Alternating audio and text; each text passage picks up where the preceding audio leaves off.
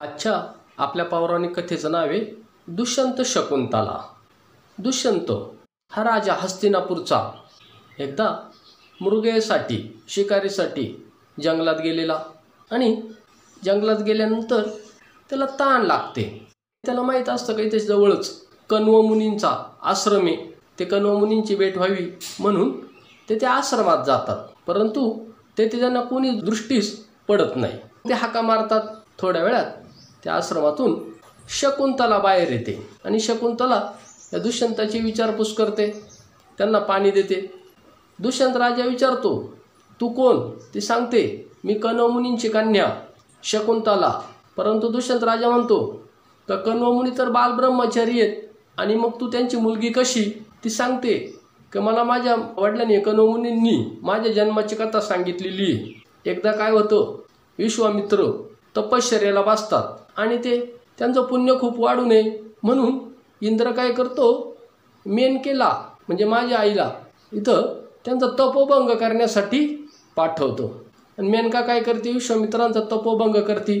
परंतु या विश्वामित्र आणि मेनकेपासून माझा जन्म होतो। त्यांना त्यांची चूक कळल्यानंतर विश्वामित्र तपश्चर्याला हिमालयात निघून जातात आणि माझी आई मेनका स्वर्गात जाते, परंतु मला तिथंच टाकून जाते। शकुंत पक्षी पाहतो आणि हा शकुंत पक्षी माझ्यावर सावली धरायचा, माझं उदरभरण करायचा, पालन पोषण करायचा। आणि एक दिवस कण्व मुनी हे पाहतात का शकुंत पक्षी माझं रक्षण करतोय आणि मग ते मला घेऊन आश्रमात येतात आणि तिथून पुढं कण्व मुनीच माझा सांभाळ करतात। ह्या दुष्यंताला ही शकुंतला खूप आवडलेली असते आणि तो म्हणतो, तू काय कर, माझ्याशी आत्ता इथं गांधर्व विवाह कर। ती म्हणते, माझे इथं वडील नाही आहेत, त्यांच्या परवानगीशिवाय मी असं कसं करू? तर तो सांगतो का गांधर्व विवाह करायला काय अडचण नाही। आणि मग तो दुष्यंत राजा आणि ही शकुंतला हे दोघेच तिथं त्या लग्नात त्यांचा तो गांधर्व विवाह होतो आणि दुष्यंतापासून ही शकुंतला गर्भवती राहते। जाताना दुष्यंत सांगतो की मी तुला आणण्यासाठी सैन्य छत्र चामर पालखी पाठवेल आणि तो दुष्यंत राजा निघून जातो। थोड्या वेळाने कण्व मुनी आश्रमात येतात आणि ते अंतर्ज्ञानाने झालेला प्रकार ओळखतात, परंतु ते शकुंतलेला धीर देतात, सांगतात का दुष्यंत राजा पराक्रमी आहे, स्वभावाने सुद्धा चांगला येतो, तो नक्कीच तुझा सांभाळ छान करील, तुम्हाला जो पुत्र होईल तो देशाचं नाव रोशन करील। अशा रीतीने काळ जातो। 9 महिन्यांनी ह्या शकुंतलेला पुत्ररत्न प्राप्त होतं। ह्या पुत्राचं नाव कण्व मुनी भरत ठेवतात।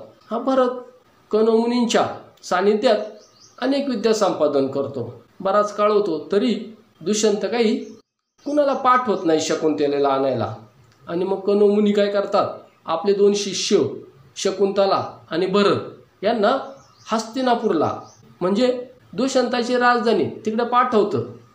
राजवाड्यात आल्यानंतर हे जे शिष्य ते राजाला आशीर्वाद देतात आणि ते सांगतात की ही तुमची पत्नी शकुंतला आणि हा तुमचा पुत्र भरत। राजा थोडा घाबरतो, सभा भरलेली असते, सगळे प्रधानमंत्री सगळेजण असतात, त्याला त्यांचा स्वीकार कसा करावा हा प्रश्न पडतो। तो नकार देतो का ही काही माझी पत्नी नाही आणि हा काही माझा मुलगा नाही, परंतु दुष्यंताने ते ओळखलेलं असतं काही शकुंतला आहे हा त्यांचा मुलगा आहे म्हणून। मग शकुंतला आठवण करून देते की मी तुम्हाला सांगितलं होतं की मी विश्वामित्र आणि मेनकेची मुलगी आहे, त्यावेळेस तुम्ही माझ्याशी गांधर्व विवाह केला होता, परंतु लोकलज्जस्तो हा दुष्यंत काही ते मान्य करायला तयार होत नाही। तो उलट तिला नावच ठेवतो का विश्वामित्र असा कसा ज्याने वसिष्ठांचे 100 पुत्र मारले आणि मेनका ती तर अप्सराच, तिची मुलगी माझी कशी पत्नी होऊ शकते? आणि मग बाकी शकुंतलेला राग येतो। ती सांगती, माझे आई वडील काही कुणी कनिष्ठ नाही आहेत, विश्वामित्र ज्यांनी प्रतिसृष्टी निर्माण केली आणि मेनका ती काही तिच्या इच्छेने खाली नव्हती आली, इंद्राची आज्ञा होती म्हणूनच ती आली होती। जर मी एक माझ्या वडिलांना कण्व मुनींना जर सांगितलं तर ते तुम्हाला शाप देतील आणि तुमचं राज्य नष्ट करतील। तेवढ्यात आकाशवाणी होती आणि आकाशवाणी सांगते दुष्यंताला का हे राजा तू या शकुंतलेचा आणि भरताचा स्वीकार कर, हा भरत मोठा पुढे पराक्रमी होईल। आणि मग हा दुष्यंत राजा भरताचा आणि शकुंतलेचा स्वीकार करतो ह्या भारतावरूनच पुढे आपल्या देशाला भारत हे नाव पडतं। भारत नावापूर्वी म्हणजे आपल्या देशाला खूप नावं आहेत। जम्बूद्वीप हे सुद्धा नाव आहे। पूर्वी आपल्या देशात जम्बू नावाचे वृक्ष होते म्हणून आपल्या देशाला जम्बूद्वीप हे सुद्धा नाव पडले। सम्राट अशोकाच्या काळातील साहित्यामध्ये हे नाव आढळतं।